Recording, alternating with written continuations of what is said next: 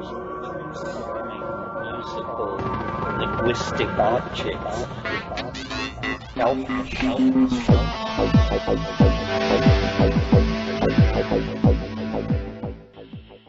Greetings from Cyberdelic Space. This is Lorenzo, and I'm your host here in the Psychedelic Salon. And although I had planned on getting this podcast online a couple of days ago, I have to admit that I was unable to tear myself away from watching the rescue of the Chilean miners who were trapped underground for 70 days. And yes, I'm well aware of the controversy surrounding the 24/7 coverage of the event. I also have some other thoughts about it, but I'll cover those after we hear today's talks by Alan Watts. But first, I'd like to thank some of our fellow saloners who were kind enough to donate some of their hard-earned cash to the salon to help offset the expenses associated with these podcasts. And those fine souls are Joshua D., Colin F., Andrea D., Robert M., Anthony D., Jan B., Stephen B., Mark H., and Toby M., who sent in another sizable donation just 2 weeks after a previous one. And I hope that wasn't a double-click mistake somehow, Toby, that the machine's made. And if it was, please let me know so I can send something back to you. But in any event, Toby, Mark, Stephen, Jan, Anthony, Robert, Andrea, Colin, and Joshua. Oh, wow. I can't thank you all enough for your support of the salon. Your notes of encouragement, along with your donations and those of our other saloners over the years, makes me feel like I'm still doing something that has some value to a lot of people. And, of course, that sure makes me feel good.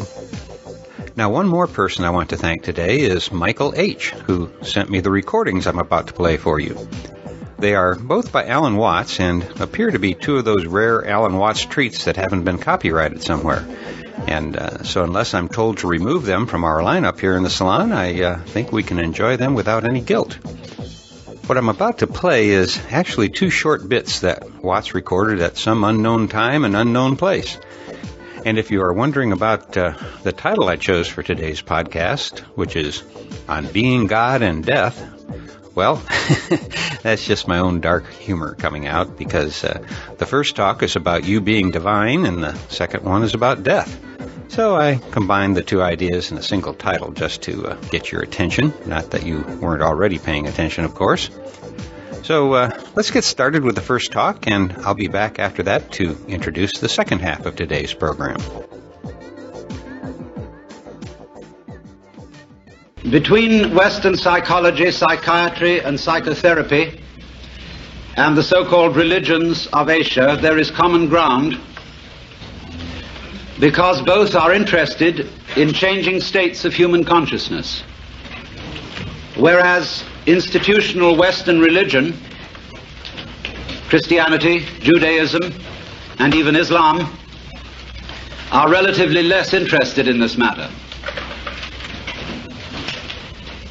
Western religions are more concerned with behavior, doctrine, and belief than with any transformation of the way in which we are aware of ourselves and of the world. But this matter concerns psychiatry and psychology very much. Only those states of consciousness which are not normal are usually treated in Western psychology as being in some way sick. There are, of course, exceptions to this, and there have increasingly been exceptions. In the work of Jung, and to some extent even of Grodek, of Prinzhorn, of more modern people, Rogers, and Ronald Lang. Changing consciousness is often looked upon as a form of therapy. But in general, different states of consciousness from the normal are regarded as a form of sickness. And therefore, official and institutional psychiatry constitutes itself the guardian of sanity and of socially approved experience of reality. And very often it seems to me that reality appears rather much the way the world is seen on a bleak Monday morning. In this official doctrine, I might even say dogma, of what reality is. Because after all, we know that our science, such as it is of psychology, is founded in the scientific naturalism of the 19th century. And the metaphysical and mythological assumptions of that science still underlie a great deal of psychological thinking, in behaviorism eminently, but also to a large extent in official psychoanalysis. Indeed, one might say that psychoanalysis is based on Newtonian mechanics and in fact could be called psychohydraulics. Not that that analogy is altogether inappropriate, because there are certainly respects in which our psychic life flows and exhibits the dynamics of water. But of course we want to know what kind of water, and for the scientific naturalism of the 19th century, the basic energies of nature were considered to be very much inferior to human consciousness in quality. Ernst Haeckel, a biologist of that time, would think of the energy of the universe as blind energy. And correspondingly, it seems to me that Freud thought of the libido as essentially blind, unconscious energy, embodying only a kind of formless, unstructured, and insatiable lust. This is a generalization. Some modification in that thinking is of course possible. But the tendency is to regard all that which lies below the surface of human consciousness as being less evolved, because you must remember that this was also the time of Darwin's theories of evolution, of seeing the human mind as a fortuitous development from much more primitive forms of life, coming forth by purely mechanical processes, by natural selection and by the survival of the fittest. And therefore, man was in general seen as a fluke of nature, an embodiment of reason, emotion, and values, for which the more basic processes of nature had no sympathy and about which they did not care. If, therefore, the human race is to flourish, we must take charge of evolution. It can no longer be left to spontaneous process, but must be directed by human ingenuity, despite the fact that although our brains are capable of dealing with a colossal number of variables at once, our conscious attention is not. Most people cannot consider more than 3 variables at the same time without using a pencil. And this shows that in many ways the scanning process of man's conscious attention is very inadequate for dealing with the infinitely many variables, the multidimensional processes of the natural universe. However, a serious attempt has been made, and scientific naturalism issued in a fantastic fight with nature,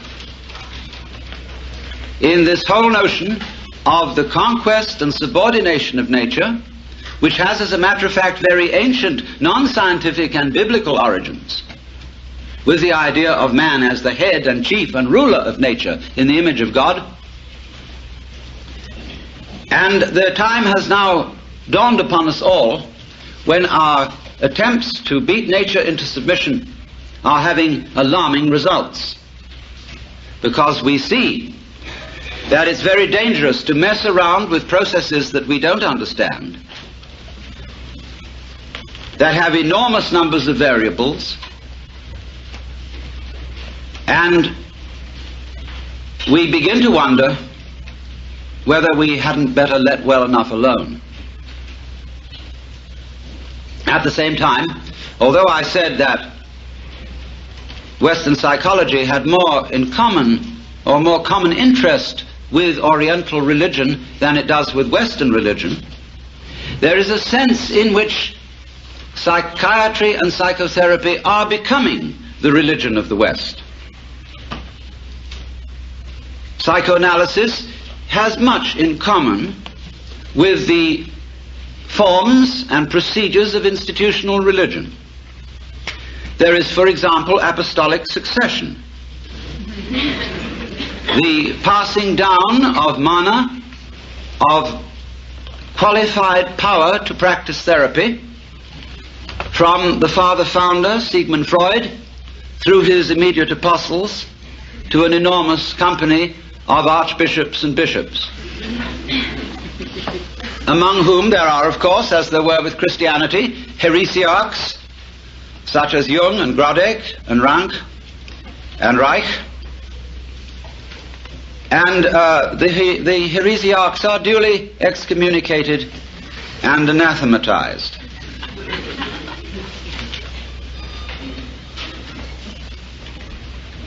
There are rituals, as there are also rituals with religion. There is the sacrament of the couch. There is the spiritual discipline of free association. There is the mystic knowledge of the interpretation of dreams. And there are also the two great symbolic fetishes, the long one and the round one. Now, it's extraordinarily easy to make fun of all this. And we must not forget that we owe a tremendous debt to Freud, if for nothing else than pointing out that that much of ourselves of which we are aware in terms of the conscious ego is not really ourselves. It is something superficial. However we define its nature, it is superficial. And the realities of human life are not under the gaze of its scanning process, at least not in the ordinary way.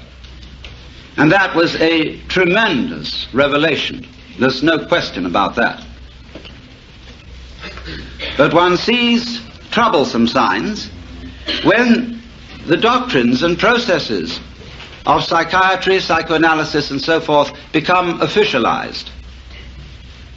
And I think Thomas Sass, in his books, The Myth of Mental Illness and The Manufacture of Madness, is pointing out something extremely important to us, which is that, in effect, the psychological official of today is the priest, and that he is beginning to exercise the same sort of controls over human life as were exercised by the church in the Middle Ages. So that a professor of psychiatry at Columbia or Harvard or Yale medical schools has today the same sort of intellectual respectability and authority as the professor of theology at the University of Toledo or Padua would have had in the year 1400. Now you must realize that the theologians of those days not simply believed in their cosmology and the theology, they almost knew it was true in the same way that our scientists know certain things to be true. Despite the fact that they change their opinions very often, while they hold them, they have in effect the force of dogma, as witness the anathematization of Velikovsky for his uncomfortable ideas. And therefore, there are heresies existing today which are persecuted in the same way as heresies were persecuted by the Holy Inquisition.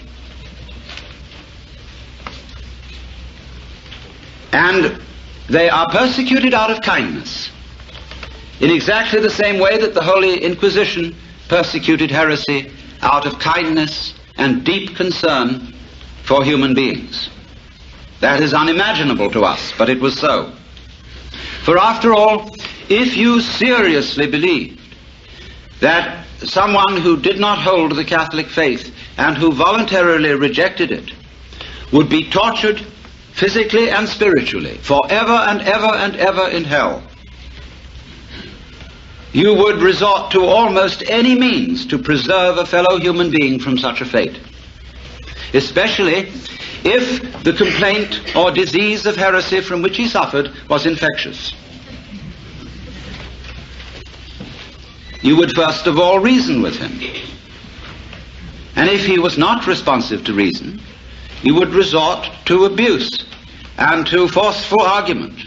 And if he was not responsive to that, you would give him shock treatment and bang him about.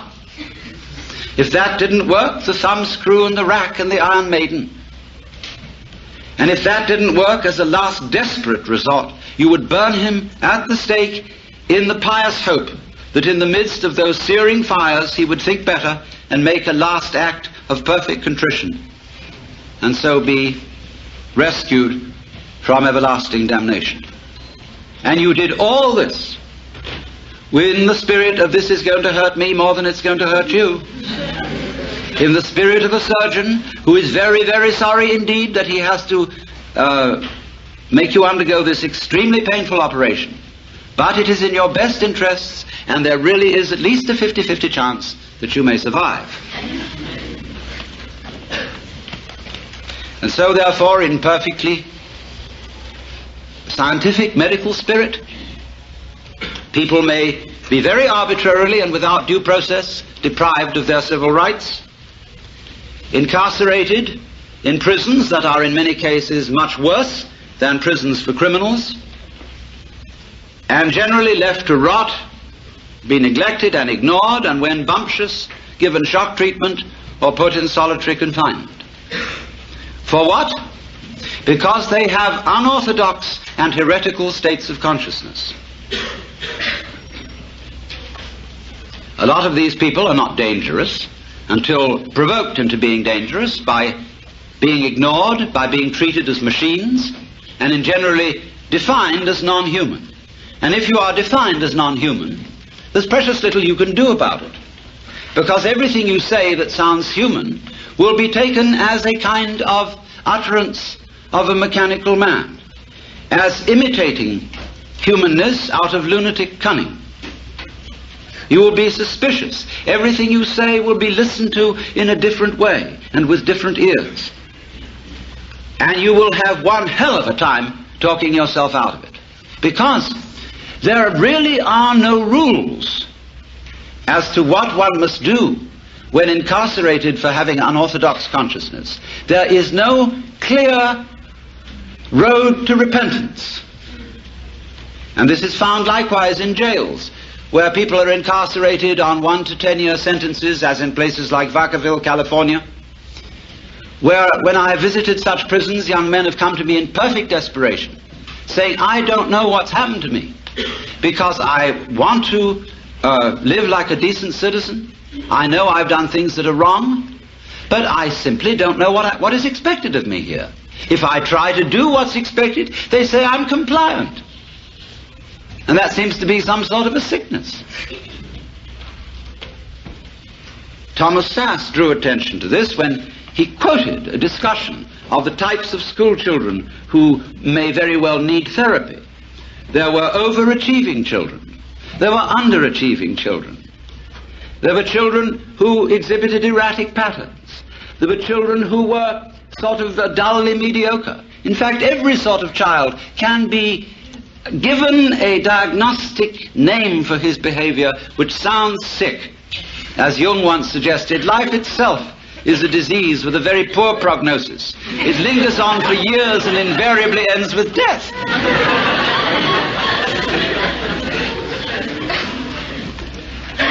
And I submit that in our present knowledge of the human mind, such power in the hands of psychiatrists is amazingly dangerous. For I would suggest that today we know about as much concerning the human mind as we knew about the galaxy in 1300.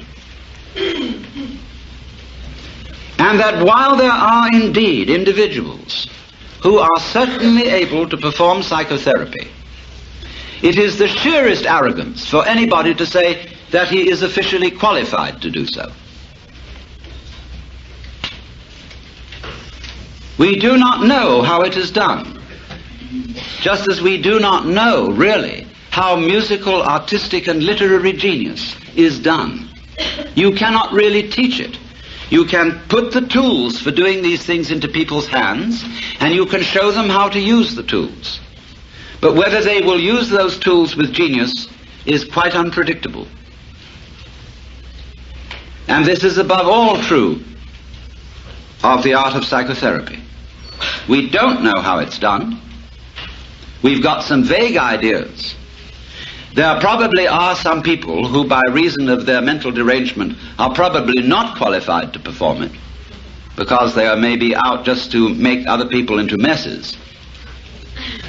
But to say that there are certain standards and certain examinations that can be passed and certificates that could be issued, which do indeed qualify people for this work, is, I think, pernicious nonsense. And is used, of course, out of economic self-interest when those who consider themselves official therapists run into competition. The same was done by religion. I was talking, imagine it, to a Buddhist priest in Thailand some years ago. I was looking at some books in a bookshop in the precincts of a Buddhist temple.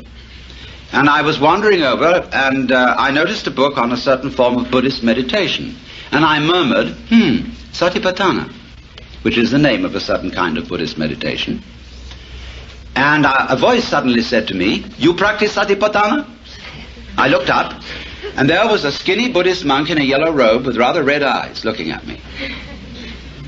I said, "Not exactly Satipatthana. I use a different method. It's called Zen." "Oh, Satipatthana, not Zen." I said, "Oh, well, it's something like it, isn't it?" "No." "Well, it's rather like yoga," I said, "isn't it?" "Not yoga. No, Satipatthana different. Only right way." "Well, look," I said to him, "I have a lot of Roman Catholic friends who tell me that their way is the only right way. Who am I to believe?" "You know," I said, you're like someone who's got a ferry boat for crossing the river." I used a Buddhist simile. "And another fellow down the stream has opened up ferry business. And you go to the government and say, he's not authorized to operate a ferry boat because he's competition to you. Let all operate ferry boats who will. And if you haven't got the sense to stay off one that sinks, it's your fault." And after all, I could say to him, "You believe that everything that happens to you is your own karma. So why worry?" But now, it's so interesting that since official psychiatry, and I underline that word official because I hope those of you in this audience who are therapists will regard yourselves as unofficial. At least that'll give you an out. But nevertheless, official psychiatry has curious things in common with Western religion, as well as with Eastern. With Eastern, I said, only insofar as it has an interest in states of consciousness and inclines to regard other states of consciousness than the ordinary as sick. But it has one very important feature in common with Western religion. And that we have to go a little bit into Western religious history and ask ourselves what in Western religion, and especially in Christianity, and this goes also for Judaism, Islam, what is the great heresy? Curiously enough, the great heresy was first in the West committed by no less a person than Jesus Christ, who believed himself to be God. This, of course, will be unquestionably true if you think that the Gospel of St. John has historical value. It's a little vaguer in the Synoptic Gospels, but if you read the Gospel of St. John, there is absolutely no doubt about it. For he said, I and the Father are one. He who has seen me has seen the Father. Before Abraham was, I am. I am the way, the truth, and the life. I am the resurrection and the life. He said all that according to this Gospel. And that is something that in the Western world you are not supposed to say. And especially you are not supposed to believe it. And naturally it was very difficult for Jesus, because he was saying all this in the context of the Hebrew culture. And he tried to find language in the Hebrew scriptures with which to express his state of consciousness, because he had an unusual state of consciousness. As I read it, he had cosmic consciousness, otherwise known as mystical experience, otherwise known as moksha, nirvana, bodhi, satori, fana elvana, or what you will. And that happens to people. It has happened as far back as we know. It happens all over the world and in all cultures. We don't know very much about it. We don't really know ways in which to make it happen, because it seems to be of the nature of it that it is a spontaneous surprise. But it unquestionably happens. And most people keep their mouths shut about it when it does. I had a friend who, in the middle of having a stroke, had this illumination, and he said to me, I fear to speak to my friends of this, but it was the most beautiful experience. I shall never be afraid of death. In fact, I recommend everyone to have a stroke.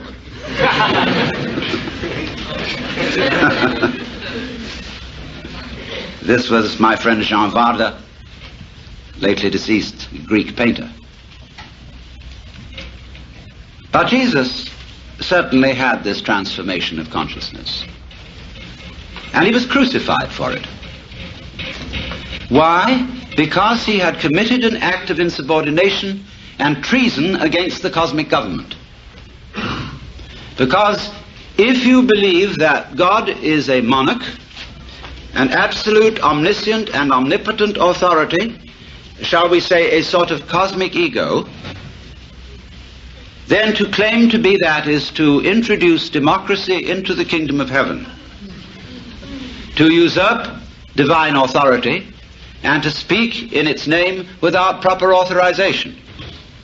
And they asked Jesus, by what authority do you speak? Of heaven or of men? And he was tricky about answering that one. He said, by what authority did John the Baptist speak? And they were nervous about answering that one. He could have asked, by what authority did Isaiah speak, etc., or Moses. But Moses became official authority. And if you could wangle it that what you said was simply an extension of what Moses said, because Rabbi so-and-so said it, who got it from Rabbi so-and-so, who got it from Rabbi so-and-so, who got it from Rabbi so-and-so, who got it from Moses, then it's okay. Notice this, that to be an authority today in the academic world depends on documentation. It's not enough to say, for I say unto you, you must put in your footnotes. And the more the footnotes, the more the authority, obviously.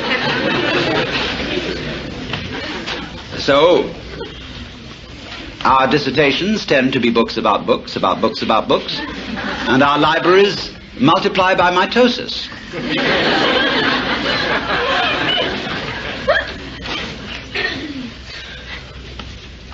So, when somebody speaks as an authority, that means speaks as the author. That's all it means.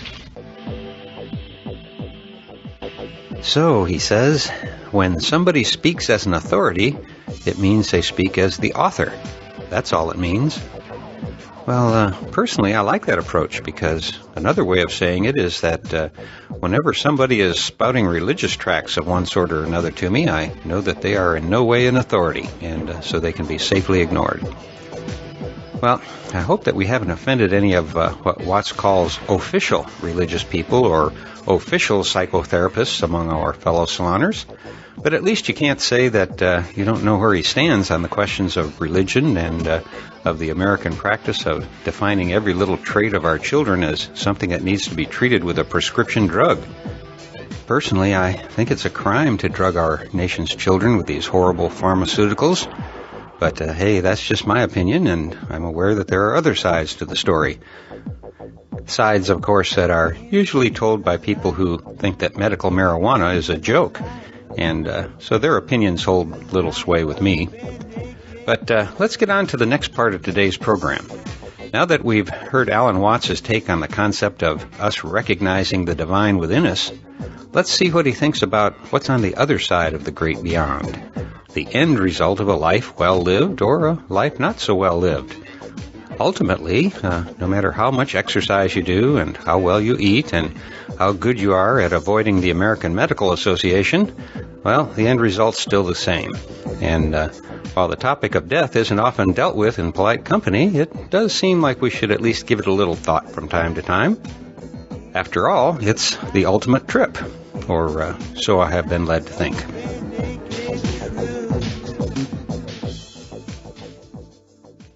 I have a friend, a girl, who's very intelligent and articulate, and she was born blind. And she hasn't the faintest idea what darkness is. The word means as little to her as the word light. So if you went to sleep, you're not aware of darkness when you're asleep. And so if you went into sleep, into unconsciousness for always and always and always, it wouldn't be at all like going into the dark. It wouldn't be at all like being buried alive. It would be as if, as a matter of fact, you had never existed at all. Not only you, but everything else as well. You would be in that state as if you had never been. And there, of course, there would be no problems. There would be no one to regret the loss of anything. You couldn't even call it a tragedy because there would be no one to experience it as a tragedy. It would be simple, nothing at all. Forever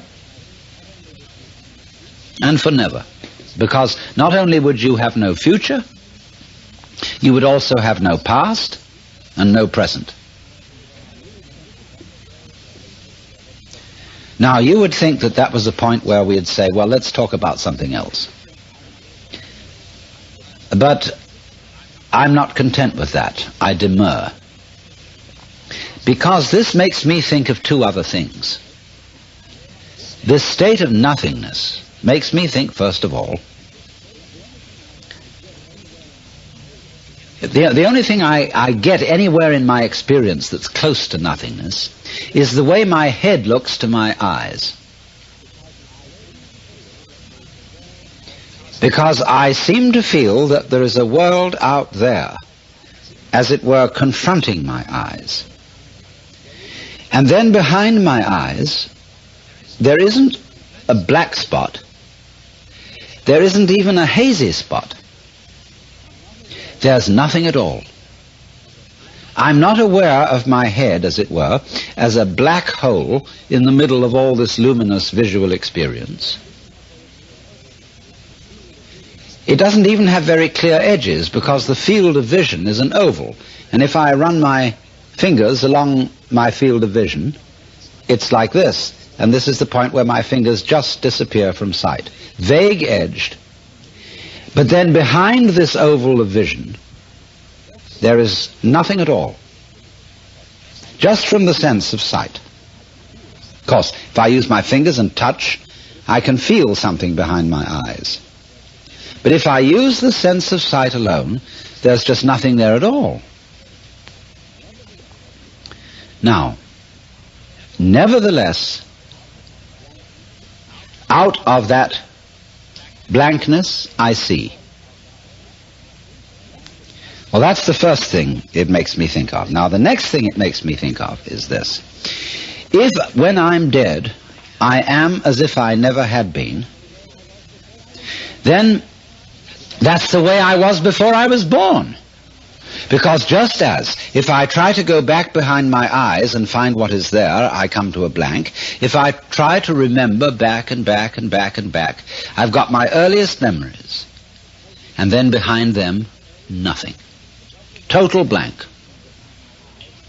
But just as I know there's something behind my eyes by using my fingers on my head, so I know through other sources of information that before I was born, there was something going on. There were my father and my mother, and their fathers and mothers, and the whole material environment of the earth and its life out of which they came, and behind that the solar system, and behind that the galaxy, and behind that all the galaxies, and behind that another blank, space. So I reason that if I go back when I'm dead to the state where I was before I was born, couldn't I happen again? You know, what has happened once can very well happen again. If it happened once, it's extraordinary. And it's not really very much more extraordinary if it happened all over again. So in other words, I do know for certain, because I've seen people die, and I've seen people born after them, that at any rate, after I die, not only somebody, but myriads of other beings will be born. That I know. We all know that. There's no doubt about it. But what worries us is that when we're dead, there could be nothing at all forever, as if that was something to worry about. Before you were born, there was this same nothing at all forever, and yet you happened. And if you happened once, you can happen again. Now, what does that mean? Well, we'll get at it first in its very simplest way. And to explain myself, I must invent a new verb. This is the verb to I. And in the first place, we'll spell that with the letter I. But instead of having it as a pronoun, we'll call it a verb. The universe eyes. It has eyed in me, and it eyes in you. Now let's respell the word E-Y-E. When I talk about to eye something, it means to look at something, to be aware of something. So we'll change the spelling and we'll say the universe eyes. It becomes aware of itself in each one of us. And it keeps on eyeing. And every time it eyes, every one of us in whom it eyes feels that he is the center of the whole thing. And that I know that you feel that you are I in just the same way that I feel that I am I. And we all have the same background of nothing. We don't remember having done it before. And yet it has been done before, again and again and again, not only before in time, but all around us everywhere else in space is the universe eyeing. Now look, let me try and make this clearer in this way. When I say it's the universe eyeing, who is eyeing? What do you mean by I? Well, there are two things you can mean by it. On the one hand, you can mean what's called your ego, your personality. But that's not your real eyeing, because your personality is your idea of yourself. It's your image of yourself. And that's made up of how you feel yourself, how you think about yourself, thrown in with what all your friends and relations have told you about yourself.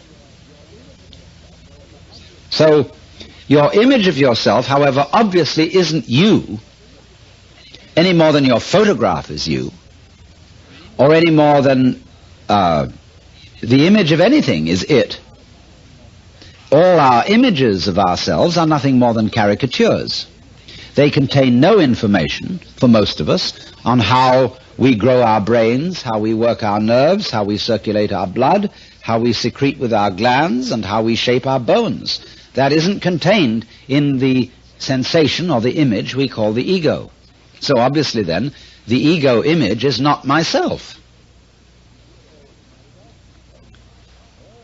So myself contains all these factors that we could say the body is doing, the circulation of the blood, the breathing, the electrical activity of the nerves. All this is me, but I don't know anything about it. I don't know how it came together. I don't know how it's constructed. And yet, I do all that. If it is true also to say, I breathe, I walk, I think, I am conscious. I don't know how I manage to be, but I do it in the same way as I grow my hair. So,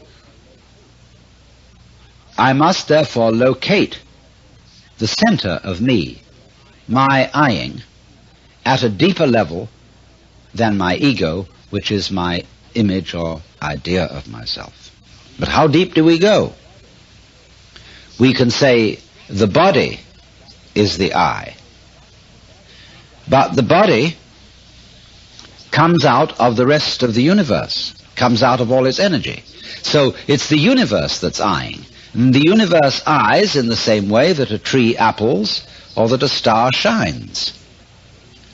And the center of the appling is the tree, the center of the shining is the star, and so the basic center, or self, of the I-ing, which is called in this case Alan Watts, which is only a name for this particular physical organism, flowering from, shining out of this particular environment, makes the center of all this I-ing the eternal universe, or eternal. The thing has existed for 10,000 million years, and will probably go on for at least that much more. So we won't worry about how long it goes on.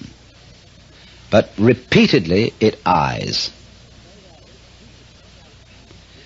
So that it seems to me absolutely reasonable to assume that when I die and this physical body evaporates and the whole memory system with it, then it will be all over once again, the awareness that I had before, not exactly the same way, but of a baby being born. There will, of course, be myriads of babies born, not only baby human beings, but baby frogs, baby rabbits, baby fruit flies, baby viruses, baby bacteria. And which one of them am I going to be? Only one of them, and yet every one of them, because this experience comes always in the singular, one at a time. But certainly one of them. Actually, it doesn't make much difference, because if I were born again as a fruit fly, I would think that being a fruit fly was the normal, ordinary course of events. And naturally, I would think that I was an important person, a highly cultured being, because fruit flies obviously have a high culture. We don't even know how to look for it, but probably they have all sorts of symphonies and music and artistic performances in the way light is reflected on their wings in different ways, the way they dance in the air. And they say, oh, look at her, she has real style. Look how the sunlight comes off her wings. And they, in their world, think they're as important and as civilized as we do in our world. So that if I were to wake up as a fruit fly, I wouldn't feel any different, as it were, than I do when I wake up as a human being. I would be used to it. Well, you say, though, it wouldn't be me. Because if it would be me again, I would have to remember how I was before. All right, but you don't now remember how you were before. And yet, you're content enough to be the me that you are. In fact, It's a thoroughly good arrangement in this world that we don't remember what it was before. Why? Because variety is the spice of life. And if we remembered, having done this again and again and again and again, we should get bored. And just as a memory is a beautiful thing to have, to remember. Without memory, we can't be intelligent. But just as I have explained that in order to see the figure, you have to have the background, in order that a memory be valuable, you've also got to have a forgettery. That's why we sleep every night, to refresh ourselves. We go into the unconscious so that coming back to the conscious is again a great experience. Well, when that's gone on long enough, when day after day we remember the days that have gone before, even though there's the interval of sleep, there comes a point when really, if we consider what is to our true liking, we will want to forget everything that went before, so that we can have the extraordinary experience of seeing the world once again through the eyes of a baby, whatever kind of baby, so that it's completely new. We have all the startling wonder that a child has, all the vividness of perception, which we can't have if we remember everything forever. So do you see what happens? The universe is a system which not only forgets itself and then again remembers anew, so that there's always this constant change and constant variety in the span of time, but it also does it in the span of space by looking at itself through every different living organism to give, as it were, an all-round view.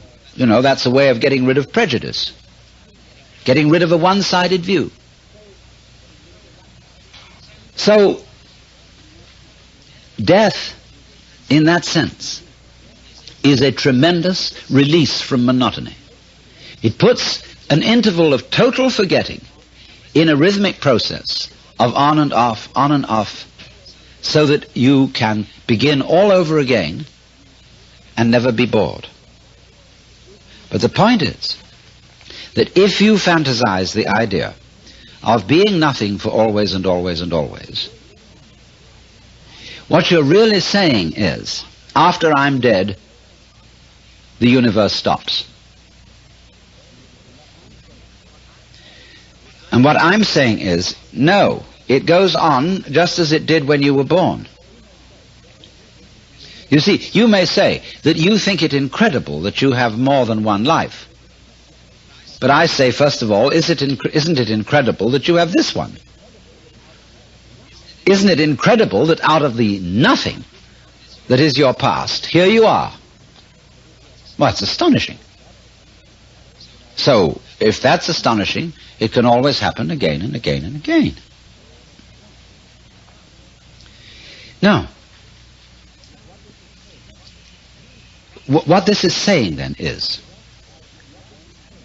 that just as you don't know how you manage to be conscious, how you manage to grow and shape this body of yours,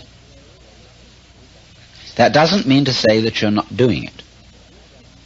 Equally, you don't know how the universe shines the stars, constellates the constellation, and galactifies the galaxies. You don't know. But that doesn't mean to say that you aren't doing it in just the same way as you're breathing without knowing how you breathe.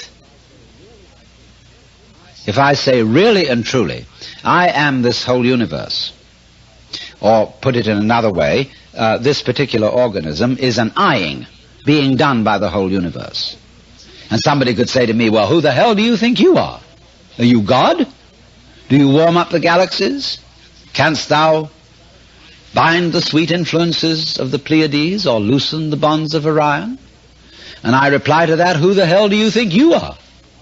Can you tell me how you grow your brain, how you shape your eyeballs, and how you manage to see? But if you can't tell me that, I can't tell you how I warm up the galaxy. Only I've located the center of myself at a deeper a more universal level than we are in our culture accustomed to do. So then, if that universal energy is the real me, the real self which I's as all these different organisms spread out in different spaces or places and happening again and again and again at different times, we've got a marvelous system going in which you can be eternally surprised. The universe is really a system which keeps on surprising itself. The ambition that many of us have, especially in an age of technological competence, to have everything under our control, is a false ambition, because you've only got to think for one moment, what would it be like if you did really know and control everything? Supposing we had a super colossal technology which could go to our wildest dreams of technological competence, so that everything that is going to happen would be foreknown, predicted, and everything would be under our control. Why, you know, it'd be like making love to a plastic woman. There would be no surprise in it, no sudden answering touch, as when we touch another human being, it's not like touching something made of plastic. There comes out a response, something unexpected. And that's what we really want. When we want to relate to the other. You see, you can't experience the feeling you call self unless it's in contrast with the feeling of other. It's like known and unknown, light and dark, positive and negative. Other is necessary in order for you to feel self. So then, isn't that the arrangement you want? And so in the same way, couldn't you say the arrangement you want is not to remember? Memory is always, remember, a form of control. I've got it in mind, I remember it, I know your number. You're under control. Now, if you go on remembering and remembering and remembering, it's like writing on a piece of paper and going on writing and writing and writing until there's no white space left on the paper. Your memory is filled up. And so you need to wipe it all clean so that you have a white paper all over again and can begin to write on it once more. So that's what death does for us. It wipes the slate clean, and also, for looking at it from the point of view of population and the human organism on the planet, it keeps cleaning us out. And the idea of a technology which would enable each one of us to be immortal would be something that would progressively crowd the planet with people with hopelessly crowded memories. They would, as it were, be like people living in a house where they'd accumulated so much property, so many books, so many vases, so many sets of knives and forks, so many tables and chairs, so many newspapers, that there wouldn't be any room to move around. To live, we need space. And space is a kind of nothingness, and death is a kind of nothingness. It's all the same principle. And by putting blocks, as it were, or spaces of nothingness, spaces of space, in between spaces of something, we get life properly spaced out. To use the German word Lebensraum, room for living. That's what space gives us, and that's what death gives us. Now look, notice that in everything I've said about death, I haven't brought in anything that I could call spookery. I haven't brought in any information about anything that you don't already know. I haven't invoked any mysterious knowledge about souls, memory of former lives, anything like that. I've just talked about it in terms that we already know, so that if you say, well, all this idea that people have of life beyond the grave is just wishful thinking, I say, okay, I'll grant that. Let's assume that is wishful thinking, and that when we're dead, there just won't be anything See? Let's face that fact. That'll be the end. Now, notice first of all, that's the worst thing you've got to fear. Does it frighten you? Who's going to be afraid? Supposing it ends, no more problems.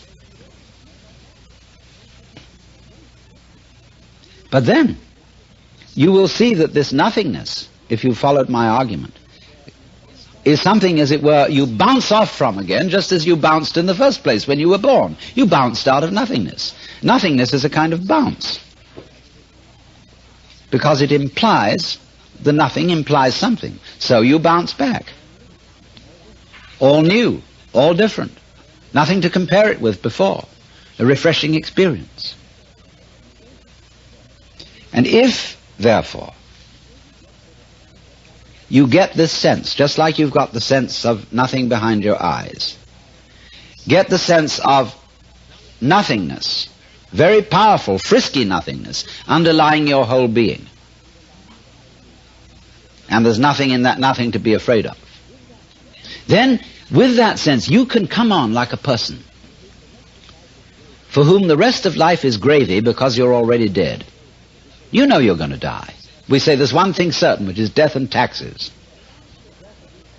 And the death of each one of us now is as certain as it would be if we were going to die 5 minutes from now. So where's your anxiety? Where's your hang-up? Regard yourself as dead already,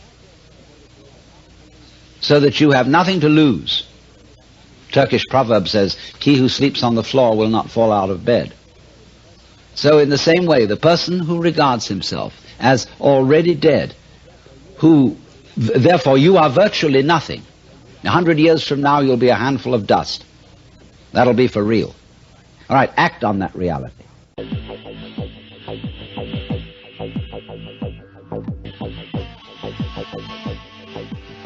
You're listening to the Psychedelic Salon, where people are changing their lives one thought at a time.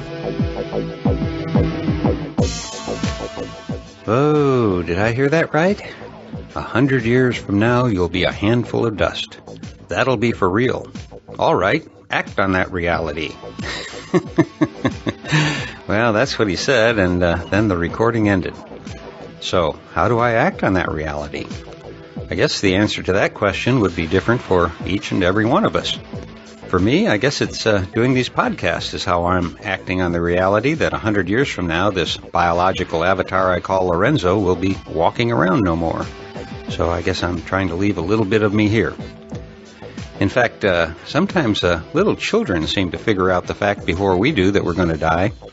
About a year or so ago, I was carrying one of my grandchildren down a flight of stairs, and she was on my back with her arms wrapped around my neck when I said, "You know, when I'm 100 years old, I won't be able to carry you down the stairs like this." And without missing a beat, she said, "Yeah, because you'll be dead by then." And I still have to laugh when I think about that moment. Maybe it's only the very young and the very old who take death as lightly as we probably all should. And, of course, I'm not alone when I say that, at least for me, learning how to manage a deep psychedelic trip has been exactly the kind of training I think I need to successfully navigate that big trip that all of us will one day experience. Now, I probably shouldn't even mention this, but I have to take exception with what Alan Watts just said about what he thought worries all of us about death. Namely, that when we're dead, there may be nothing at all forever. My worry is just the opposite, that there actually is existence of some kind after we die. The possibility that after death there is simply non-awareness or non-existence doesn't seem to be something worth worrying about to me. In fact, I can think of a wide range of reasons why this should actually be a state to be hoped for rather than feared. And that's why I included the warrior's lament in the mountaintop farewell scene in the Genesis generation. For some strange reason, it brings a great deal of peace to my mind, possibly because it's so contrary to the brainwashing about heaven that my young mind was exposed to in Catholic school. If you've heard my book, I'm sure you remember how it goes.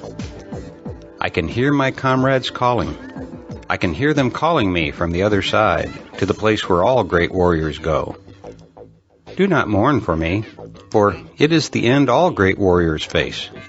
Do not mourn for me, for I will never know. As I said, I can't say why that refrain touches me so deeply, but it certainly does bring a strange peace to my mind when I think of my comrades who are no longer walking this planet with me. In some strange way, it motivates me to continue on, but without having to carry the baggage of my thoughts about what I could have or should have done or said before they left. Perhaps it's just another way of saying, let the dead bury the dead. Life is for living, and we still have some dancing to do, which is where living is at its best, especially when it's under the stars with a few thousand of our closest friends all kicking up the dirt on the dance floor with us. Now, I'd like to close today with just a brief comment about the rescue of the miners in Chile. If you were following that story, my guess is that you felt a great deal of empathy for the trapped miners and for their families and friends.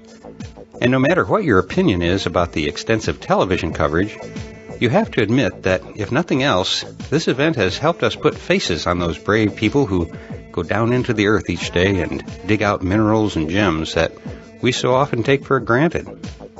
When you give somebody a piece of jewelry with a precious stone in it, or when you use your computer or MP3 player, do you give any thought to the women and men who labored under deplorable conditions underground to bring out the minerals that make those computers hum and the jewelry sparkle? Until now, I have to admit that they were invisible to me as well. But now I have the faces of the men and their families imprinted indelibly on my mind. And so, the next time I think I need to get the latest MP3 player or a new computer, I'm going to think long and hard about upgrading, because now I can see the faces of the people who are risking their lives every day just to bring us more stuff. According to an article from BBC that I read, there are over 10,000 miners who are killed in accidents each and every year. That means that during the 70 days that we watched and waited for the rescue of the 33 Chilean miners, there were about 2,000 other miners who died in other accidents. And some estimates push the total number of mining fatalities each year as closer to 20,000. At this very moment, there are hundreds of thousands of our fellow humans who are deep under the earth, sweating, straining, and digging for us so that we can continue to enjoy the wonders of high tech and high fashion. I realize that this problem is another one of those things that are so large that we more or less just throw our hands up and surrender and simply look the other way when an issue like this surfaces. And I don't have any solutions myself other than to promise myself that I'm never going to again replace anything electronic unless it no longer works, and not just because I want a little more speed for my graphics programs. So I celebrate the wonderful rescue and the brave hearts of everyone involved in the miraculous rescue that we all just witnessed, and at the same time I send my love and support to the families of the 25 or so women and men who will die in other mining accidents today and every day from here on out until enough people raise their voices against the oligarchs who are squeezing the life out of the world's miners by forcing them to work in unfit and unsafe environments. Until we're able to recognize the divinity in not just ourselves, but in everyone else on this planet, I'm afraid these tragedies are going to persist. I'm currently reading a novel by John Fowles in which one of his characters says, "There comes a time in each life like a point of fulcrum. At that time you must accept yourself. It is not anymore what you will become. It is what you are and always will be." So, what are we? What do we stand for? And what are we going to do about it? Well, that's going to do it for now, and so I'll close today's podcast by reminding you once again that this and most of the podcasts from the Psychedelic Salon are freely available for you to use in your own audio projects under the Creative Commons Attribution Non-Commercial Share-alike 3.0 license. And if you have any questions about that, just click the Creative Commons link at the bottom of the Psychedelic Salon webpage, which you can find at psychedelicsalon.org. And if you're interested in the philosophy behind the salon, you can hear all about it in my novel, The Genesis Generation, which is available as a pay-what-you-can audiobook that you can download at genesisgeneration.us. And for now, this is Lorenzo signing off from Cyberdelic Space. Be well, my friends.